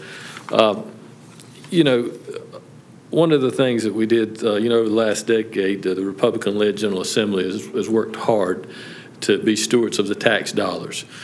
We've controlled spending. At the same time, we've cut taxes. With that responsibility, it allowed us the opportunity to bring some one-time funding back to the county again, or back to the communities again this year. And Senator Berger and I worked hard, and we worked together to identify, and we reached out to managers like yours and throughout the county, talking to city managers, town managers, some elected officials. We've identified some of the core service providers, their CEOs, talked to them about what their needs, what their unmet needs were. And I'm proud to share with you just some highlights of what we collectively worked together to bring back to Rockingham County. And I say collectively because, one of the things that we did is we divided and conquered. Senator Berger and I, we worked together, reaching out collectively, individually to all these folks. And then we got back together and sit down and prioritize the many needs that existed in Rockingham County, because we are a Tier 1 county. There's a lot of need here. So just share with you some of the things that we brought back. We got over $5 million for our airport for some projects that they're working on and some future projects, perhaps hangars and stuff. But they was working on a couple of projects that they was getting ready to prioritize, and we're going to be able to do everything. When we bring in over $5 million, it's going to allow them to move forward with existing projects they had to prioritize, and then perhaps some hangers down the road. We got $500,000 for the Boys and Girls Club of Eden. We all know they serve the at-risk youth in our community. And during our pandemic, folks like organizations like that have really struggled because they're fundraising, really struggled to bring money in to support the services they provide. We have $1 million for the City of Eden to help with some upgrades to Freedom Park. We have $300,000 for recreation projects in the downtown or in the city of Reidsville. We have in the budget $40,000 that's going to flow through the Dan River Basin Association for the Friends of the Chequapin Walking Trail improvements. This is going to be monies that they have for matching a grant that they had needed. It don't sound like a lot of money, but it meets their needs to improve the walking trail down there that so many of our community members use. We got $250,000 for the free clinic of Rockingham County to support this, our members of our community, our section of that population that need that service. $400,000 for the town of Madison to support the Madison Recreation Commission in their work. They've got identified many capital investments they want to make, everything from, I think they want some pickleball courts to upgrading some things there at the senior center. In the public safety realm, one of the things that I did when I first got elected was important to me is identified when I was reaching out to members of the community is our rescue squads. You know, they're not part of a tax district, so they are subject to whatever the county provides them and or the municipality for which they serve. And one of the things that we did was this year, we've upped our allocation because we was able to. We're going to give each rescue squad, that's Eden, Reidsville, and the Rockingham-Madison Rescue Squad, $100,000 to address their much-needed capital improvement projects that they have ongoing. And, you know, our rescue squads now, we're promoting our rivers as hard as we ever had. And those are our first responders to our swiftwater rescue.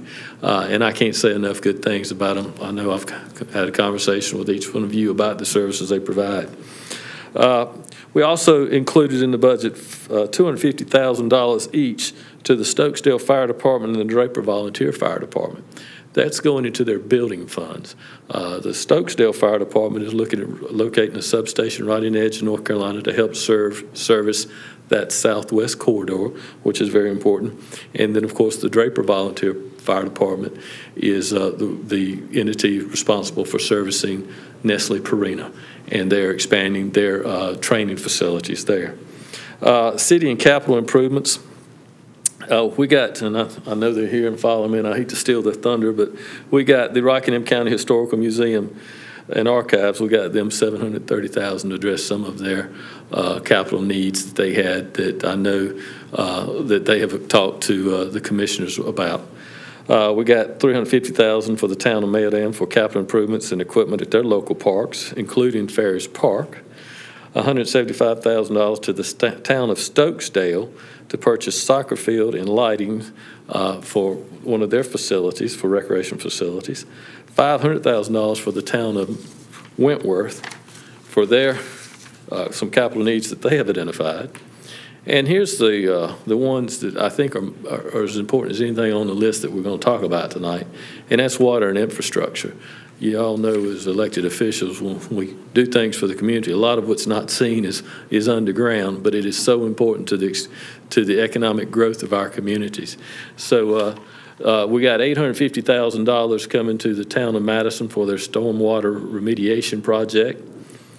$7 million to the City of Eden for their EPA mitigation.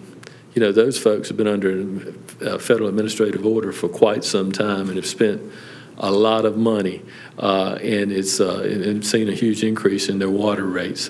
This is going to help mitigate the final segment of that. $1.6 million for the City of Reidsville for their wastewater capital project. $10 million for Rockingham County for water and sewer infrastructure around US 220. Continue that project. $21 million for Rockingham County for extension of water services from Reidsville towards the unincorporated community of Ruffin.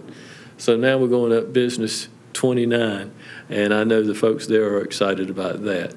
And I know that there was some players on the board that was pushing that. We got $4.5 million for the town of Madison to address their water main issues. $4 million for the town of Mayodan for the wastewater treatment plant, and we know how important that is to the west side of the county. $2.7 million for the town of Stoneville for their water system improvements. They was having some huge pressure issues, and with some of their, if you was at the end of the line, if somebody up front was taking a shower, well, your water didn't run too good, so we hope that's going to address that. We've got, let's see, over $2 million for the town of Stoneville for water and wastewater lines on Highway 770 west from the city towards 220. So that's a good opportunity for them to expand their services. Some public programs that we're very proud of. Hopefully, that Youth Development Center is going to get up and running. I know it's something that we've had a hard time with labor on the construction end of that, but we got $4.2 million of reoccurring dollars for operations for the Youth Development Center. And we're also going to add an additional magistrate here in Rockingham County effective July 1st, 2024. One of the things that was real excited to have in this budget coming back to Rockingham County was we all know what a great job Hospice of Rockingham County does. And during the pandemic, they've really struggled in raising funds, but they've never turned away a patient based on their ability to pay. And we was able to secure them $1.5 million for hospice, and that was a great feeling, giving them a call and sharing with them what they had coming.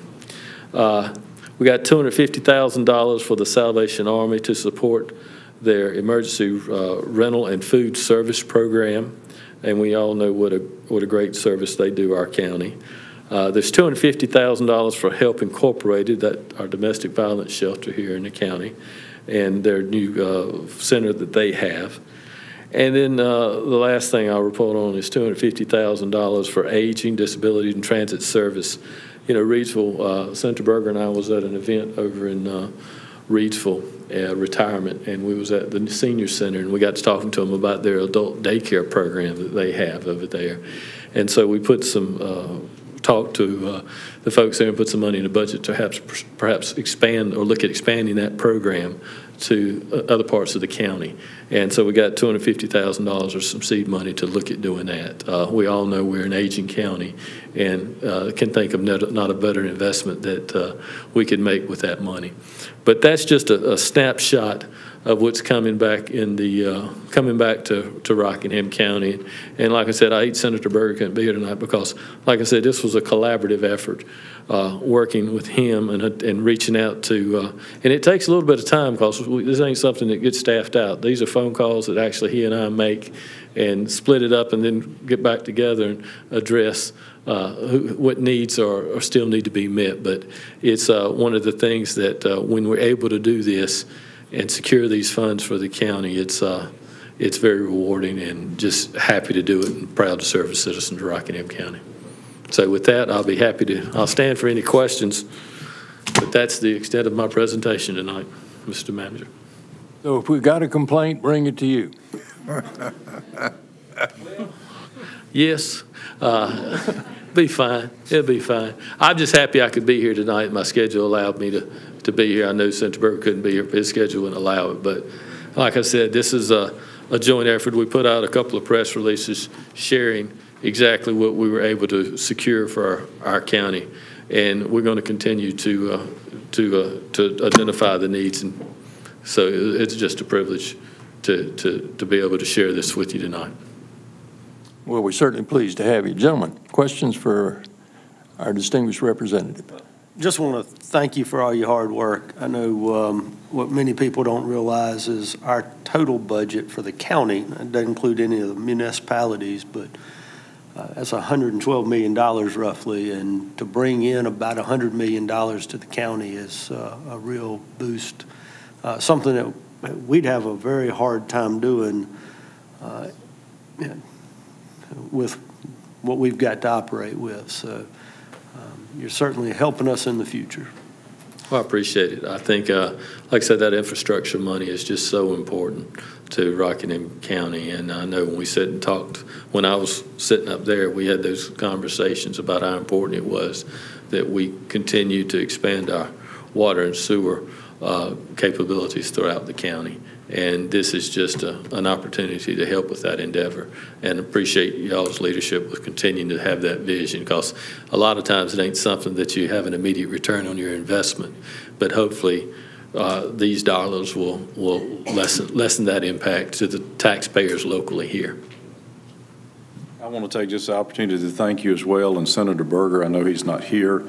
We're very fortunate to have the both of you working for us on the state level. Senator Berger certainly has been there for a long time, has quite a bit of clout in Raleigh, and we certainly appreciate being able to use that to get this money. I want to particularly thank you for the infrastructure money. The $21 million will certainly help to establish another growth corridor along 29 from Reidsville to Danville, or at least to the Caswell County line, or Ruffin area, based on the economic development that's going on in Danville. We feel like that will certainly be very useful to attracting some of that entertainment industry to Rockingham County. Thank you so much.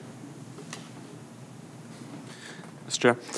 Reese, thank you. Thank you to Senator Berger, who's not here with us tonight. As someone who's from Eden, I remember 30 years ago when people thought that they were being conservative by not spending money on water and sewer, and it's cost the city of Eden a whole lot of money since then, and it was not a wise choice financially, but I appreciate you in the state of North Carolina helping them out with that EPA mandate, because it's been something they've been dealing with for a long time. So appreciate that, and thank you for all your work. Oh, I appreciate it. I appreciate that. I spoke to Commissioner Barrow last night. He called me during the football game, give me some homework on another issue. So, and I certainly appreciate it. And I actually shared it with my wife because it had to do with child care. So I certainly appreciate that. Some great ideas. And please, yeah, I look forward to hearing with you and continue to work with you. Thank you very much. Representative Purtle, it's good to see you tonight. Thank you. It's good to see you back in this chamber as well.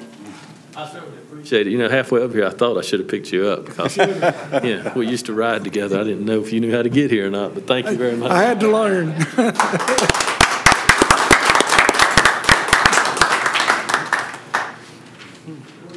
Before I could ask him for a couple of schools. Thank you again. We've got good representation in Raleigh, and we certainly appreciate it. They take a lot of heat, and we're fairly familiar with that sort of situation, but I truly believe they do the best they can. David French. Mr. French, we're so pleased to have you.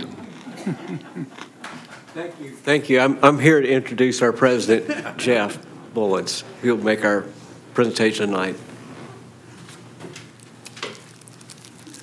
Good evening, Mr. Chairman, Commissioners, Mr. Meltzer, Mr. Albright, Ms. Washburn. It's good to be here in front of you again this evening. Representative Purtle's still here. I'm glad he's sticking around. You might hear his name in just a minute. So we're glad for his help, and I'll get into more of that later. No, the agenda does say David French, and that's probably lack of communication on our part. And no, I'm not David French. I'm Jeffrey Bullens. I'm a resident of Med-In, and I'm president of the Museum and Archives of Rockingham County. I can only aspire to be David French. So this evening marks 21 months since our last appearance before you, and we appreciate this opportunity to let you and the Rockingham County citizens know what's going on at the Mark. Throughout the pandemic and ongoing HVAC issues that we faced, we've been extremely busy at the Mark. For starters, we've hired a new director, C.J. Idle, who's with us this evening.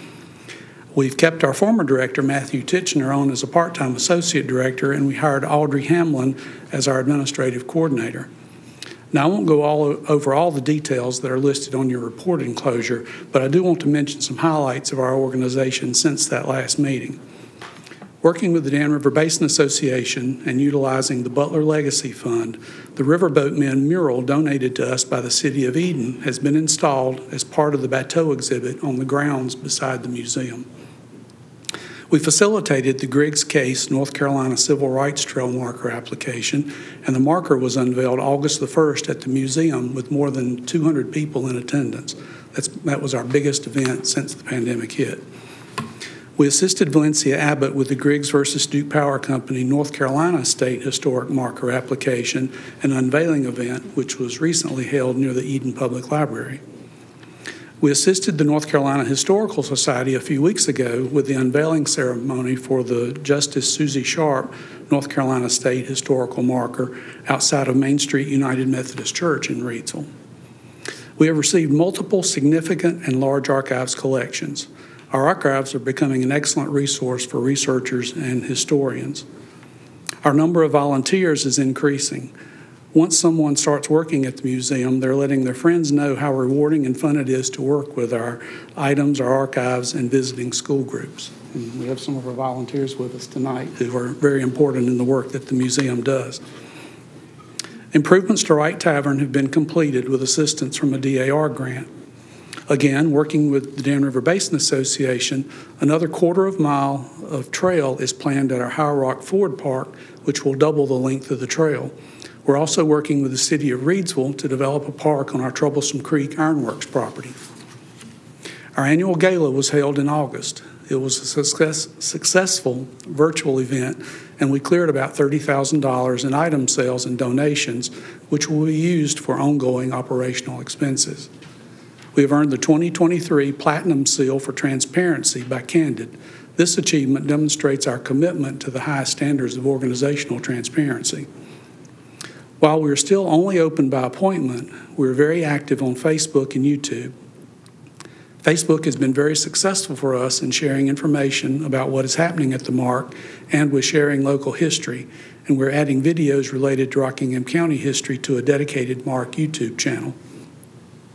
One major concern we've had over the past couple of years is the condition of our archives and artifacts while we have issues with environmental controls. However, with diligent oversight and innovation from our staff, board members, and volunteers, we've been able to maintain appropriate temperatures and humidity levels that keep our collections safe. As you can see, we're not working alone, but are engaged with multiple private and governmental entities along with interested individuals to accomplish our mission to collect, preserve, catalog, and share Rockingham County history. More specifically this evening, I'm not here to ask for money. I want to offer you our thanks for your assistance with our HVAC replacement project and the county's support for ongoing maintenance and capital improvements. Also, thank you for the lease agreement extension you approved earlier this month. Having a longer-term commitment from the county on the old courthouse building makes it much easier for us to make financial commitments that are being planned, including the HVAC system replacement. We appreciate assistance provided by County Manager Metzler, County Attorney Albright, Engineering and Public Utilities Director Ronnie Tate, and county maintenance staff. Our HVAC project began in 2018 with a grant application to the Covington Foundation for $25,000, which was successful. On March 2nd, 2020, we requested from you a match of that grant, which made the total amount $50,000, and that funding was used to develop the plans for the HVAC system replacement. At our last meeting with you, you were asked to match the federal NEH grant that was awarded to us in December of 2021. As part of the discussion at that meeting, other possible issues were raised, and we committed as an organization to raise $100,000 to address those issues if the county matched the NEH grant. As has been stated before, we want to stay in the old courthouse for the same reason the original courthouse was built at that site.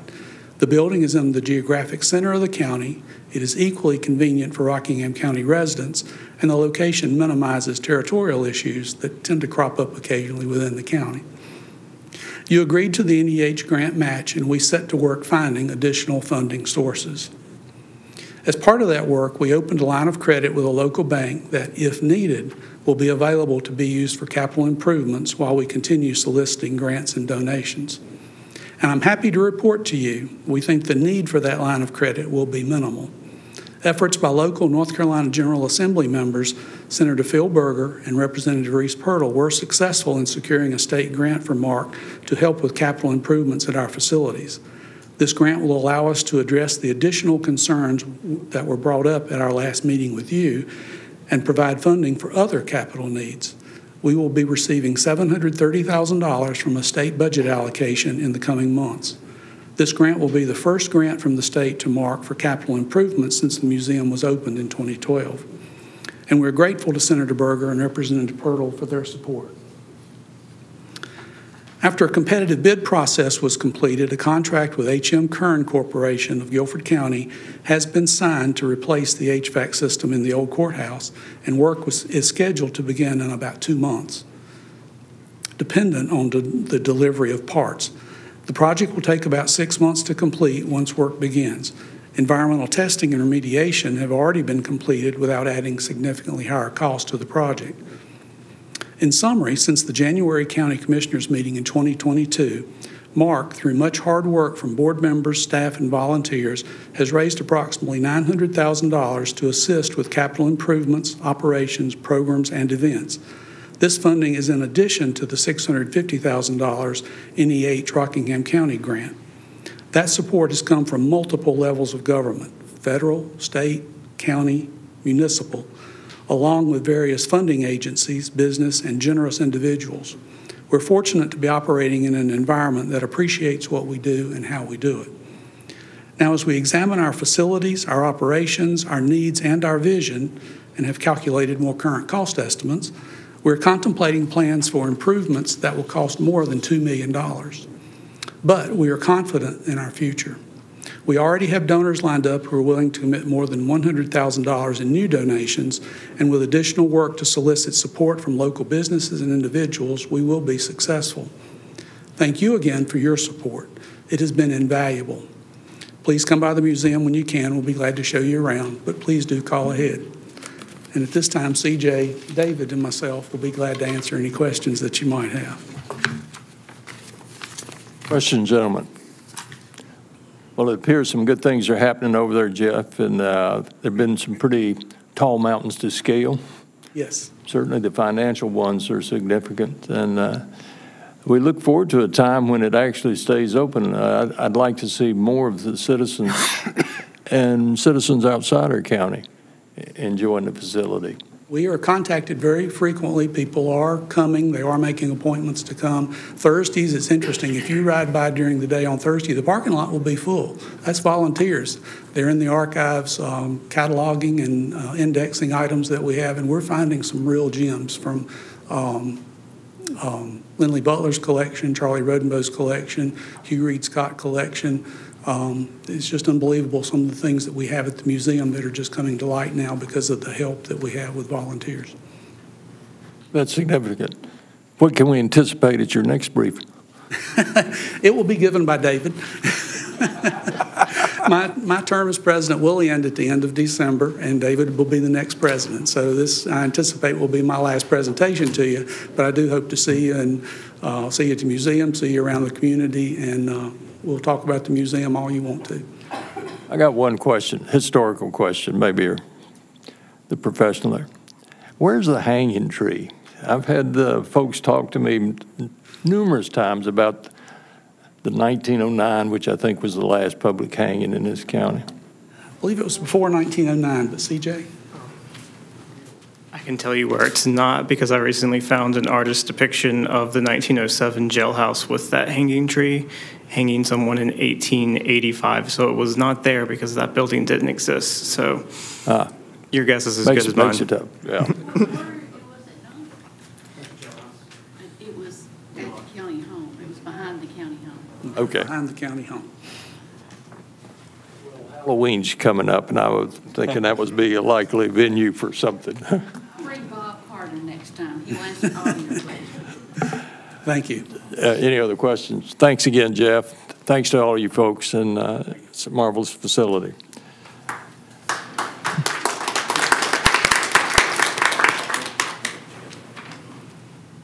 No new business, Mr. Chair. Commissioner comments, starting with Commissioner Houston Barrow. No comment. Thank you. Thank you very much. Commissioner Berger. Just thank everyone for coming out. Thank you very much. Commissioner Powell. Me too. Thank you for coming out. Thank you, Mr. Chair. I'd like to thank Madison Alderman, Mickey Silvers. He's in attendance tonight. Appreciate it. Our Sheriff, Sam Page. Thank you for being here tonight. We appreciate you. And State Representative Reese Pirtle, thank you for your presentation tonight. And I'd also like to extend thanks to Senator Berger for his help in all these budget highlights that we received tonight. Additionally, I'm glad to hear the good news from the MARC. So thank you, Jeff, and thank you, team from the MARC. We appreciate that. With that, Mr. Chair, thank you. Yes, and you know, I really appreciate the young people that are coming forward for these Pledge of Allegiance things. I hope it's a good experience for them, and I think we all enjoy seeing our young people doing positive things. So tonight, in case you didn't catch it, it was Miss Leah Harris from Monroe School. So thank you very much. And thanks again to our legislators. By the way, Representative Pirtle, we are planning on building some schools as soon as we get some direction. So that'll be a pretty big ticket item. So keep us in mind if you would, and many other things. Your commissioners have a lot of priorities. We can't fill them all.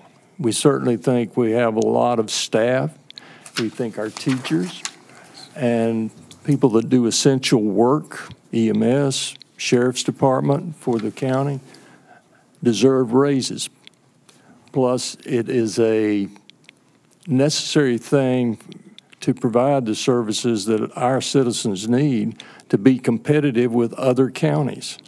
And so raises are indeed important to us. And as Representative Pirtle pointed out, we have a very high percentage of senior citizens in this county. Any sort of tax increases that we would necessarily have to do for some of these services would impact those on fixed incomes more than other folks. So I think, Reese, that's a very valid caution there. We have to be considerate of the demographics of our county. Plus, there are other projects that we're very interested in, land easements there to protect more of our land for farming purposes and natural preserves and so forth. And we're indeed working on it, but in the final analysis, that will be largely a measure of how much money we can put against it. Anyhow, there are lots of things going out, and I want to encourage all the citizens, certainly you folks that took the time to come here tonight, to participate. We know that we can't make everybody happy. I tell people as a joke, but it's the truth.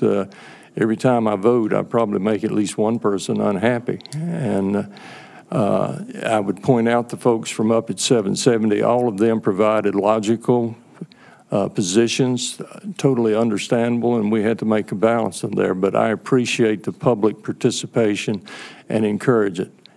Especially you, Mrs. Williams. We appreciate that. Unless there is more business, more comment, I would welcome a adjournment motion. Motion to adjourn. Motion, second. All in favor indicate by the sound of aye. Aye. Aye. We are adjourned.